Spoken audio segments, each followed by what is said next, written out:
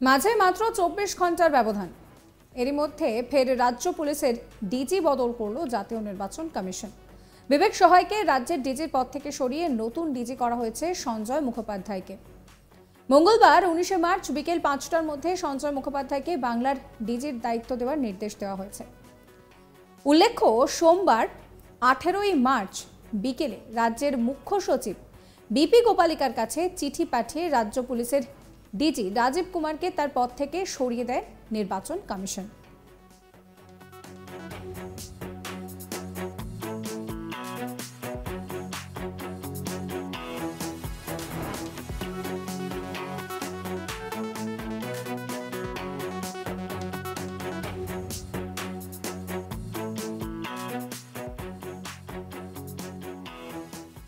রাজীব কুমারকে সরিয়ে সেই পদে নতুন ডিজি নিয়োগের জন্য রাজ্যের কাছে 3টে নাম চাওয়া হয়। এর মধ্যে থেকে 1988 ব্যাচের আইপিএস বিবেক সহায়, 1989 এর ব্যাচের আইপিএস সঞ্জয় মুখোপাধ্যায় এবং 1990 এর ব্যাচের আইপিএস রাজেশ কুমারের নাম ছিল।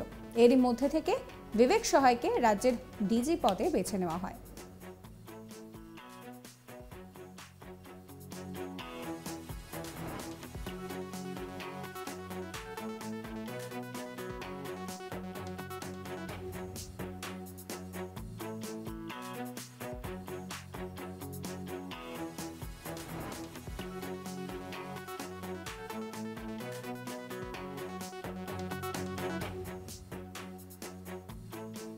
কিন্তু সেই নিয়োগের 24 ঘন্টার মধ্যেই ফের ডিজি বদল করলো নির্বাচন কমিশন। এবার বিবেক সহায়কে সরিয়ে দিয়ে রাজ্যের দেওয়া তালিকা অনুযায়ী সঞ্জয় মুখোপাধ্যায়কে পরবর্তী ডিজি পদে নিয়োগ করা হয়েছে।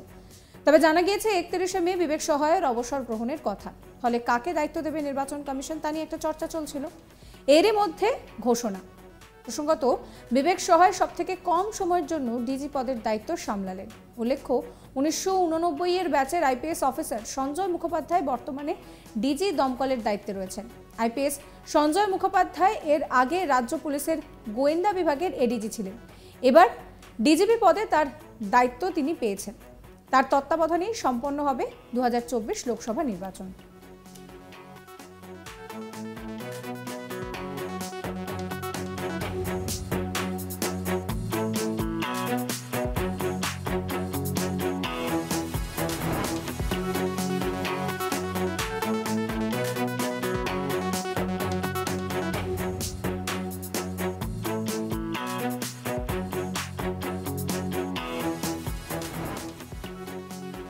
মাঝে মাত্র 24 ঘন্টার ব্যবধান। এরই মধ্যে রাজ্য পুলিশের ডিজি পদে ফের রদবদল, আর সেই রদবদল করলো জাতীয় নির্বাচন কমিশন। খুব স্বাভাবিকভাবেই বিবেক সহায়কে রাজ্যের ডিজির পদ থেকে সরিয়ে নতুন ডিজি করা হয়েছে সঞ্জয় মুখোপাধ্যায়কে। মঙ্গলবার 19 মার্চ বিকেল 5টার মধ্যে সঞ্জয় মুখোপাধ্যায়কে বাংলার ডিজির দায়িত্ব নেওয়ার নির্দেশ দেওয়া হয়েছে। সোমবার 18ই মার্চ বিকেলে রাজ্যের মুখ্য সচিব বিপি গোপালিকার কাছে চিঠি পাঠিয়ে রাজ্য পুলিশের ডিজি রাজীব কুমারকে তার পদ থেকে সরিয়ে দেয় জাতীয় নির্বাচন কমিশন। রাজীব কুমারকে সরিয়ে সেই পদে নতুন ডিজি নিয়োগের জন্য রাজ্যের কাছে 3টি নামও চাওয়া হয়।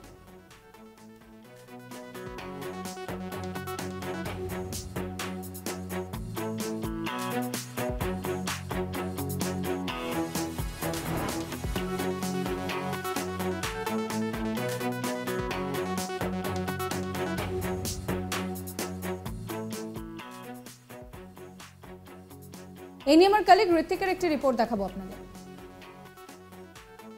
দেখো, এই মুহূর্তে যে খবর পাওয়া যাচ্ছে যে নির্বাচন কমিশন সঞ্জয় মুখোপাধ্যায় 1989 সালের ব্যাচের আইপিএস অফিসার, সিনিয়র অফিসার, তাকে পশ্চিমবঙ্গের ডিজিপির পদে নিযুক্ত করলেন। তোমরা জানো যে গতকালই রাজীব কুমারকে ডিজিপির পদ থেকে সরিয়ে দেওয়ার নির্দেশ দেওয়া হয়েছিল এবং নির্বাচন কমিশনের নির্দেশ ছিল যে রাজীব কুমারকে নির্বাচন সংক্রান্ত সমস্ত কাজ থেকে অব্যাহতি দেওয়া হোক। এর আগে 2016 এবং 2019 বিধানসভা নির্বাচন এবং লোকসভা নির্বাচন, সেই সময় কিন্তু নির্বাচন সংক্রান্তি কাজ থেকে অব্যাহতি দেওয়া হয়। আর এরপরই গতকাল আমরা যেমনটা দেখেছিলাম যে আজকে সঞ্জয় মুখার্জিকে ফের একবার তাকে ডিজিপি পদে নিযুক্ত করা হয়। এটাকে বিবেক সহায় তাকে নিযুক্ত করা হয়েছিল গতকাল বিকেলেই তিনি চার্জ হ্যান্ডওভার নেন। আদতে এটা একটা সিস্টেম, কারণ যে মুহূর্তে রাজীব রাজীব কুমারকে সরিয়ে দেওয়া হয় তার অব্যবহিত পরে যিনি সিনিয়র মোস্ট অফিসার রয়েছেন অর্থাৎ বিবেক সহায় তাকে রাজ্য পুলিশের ডিজিপির পদে নিযুক্ত করা হয়। কিন্তু এই মুহূর্তে নির্বাচন আয়োগ যেটা দেখছে, নির্বাচন কমিশন যেটা দেখছে যে বিবেক সহায়ের তার যে কর্মকাল সেটা আর 6 মাস বাকি নেই। এক্ষেত্রে একটা স্থায়ী ডিজিপি নিযুক্ত করতে হবে অন্তত 6 মাসের জন্য। ঠিক সেই কারণে বিবেক সহায় আগামী 31শে মে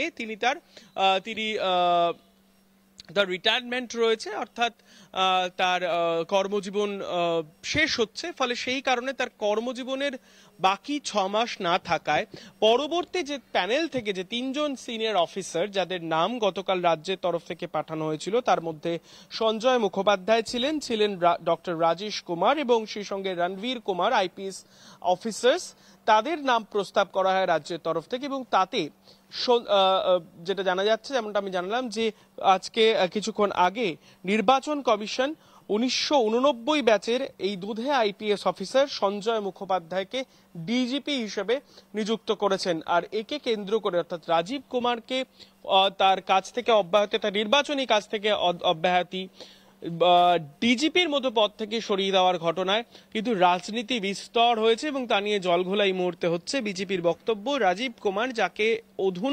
কুমার যাকে দেখা গিয়েছে মমতা বন্দ্যোপাধ্যায় অত্যন্ত ঘনিষ্ঠ এবং এমনকি তার বিরুদ্ধে 2013-তে যে তদন্ত শুরু হয় সারদা চিটফান্ড মামলায়, যার কারণে সিবিআই তার বাড়ি পর্যন্ত পৌঁছে গিয়েছিল এবং সেই সন্ধে 2019-এর নির্বাচনের আগে সেদিন খোদ মুখ্যমন্ত্রী মমতা বন্দ্যোপাধ্যায় গিয়ে তার বাড়িতে পৌঁছে এবং তারপর রাজীব কুমারের বিরুদ্ধে কেন্দ্রীয় তদন্তকারী সংস্থার তদন্তের বিরুদ্ধে তিনি কিন্তু ধর্ণা পর্যন্ত করেছেন।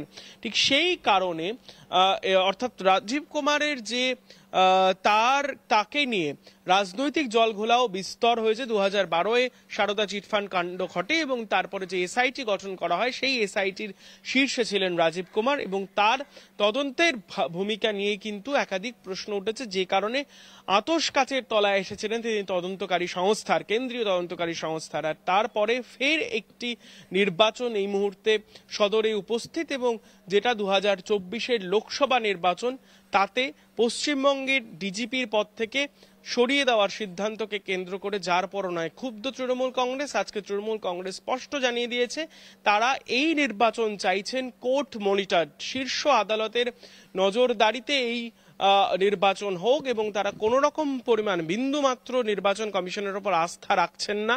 এই দাবিতে আজকে সরব হয়েছে ঠিক যখনই রাজীব কুমারকে সরানো হয়েছে তার পদ থেকে। রাজীব কুমার সরে যাওয়ার পর